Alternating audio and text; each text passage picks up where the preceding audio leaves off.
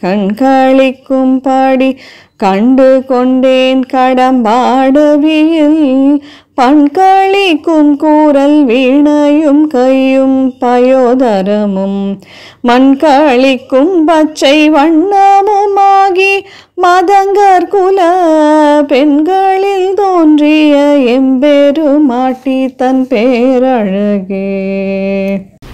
அபிராமியாம் அம்பிகை எழுந்தருளியுள்ள சிந்தாமணி கிரகம் உள்ள வனமாகிய கடம்பவனத்தில் பண்களால் கழிக்கும் குரலோடி இசைந்த வீணையும் அதை ஏந்தியுள்ள திருக்கரமும் திருத்தன பாரமும் இந்த மண்ணுலகில் எல்லோரும் தரிசித்து களிப்புறும் பச்சை வண்ணமும் கொண்டு இத்தகைய திருக்கோலத்துடன் மதங்கமா முனிவரின் குலத்தில் தோன்றிய பெருமாட்டியின் எல்லையற்ற பேரழகை அடியேனின் கண்கள் கண்டு மகிழும்படி தரிசனம் செய்தேன்.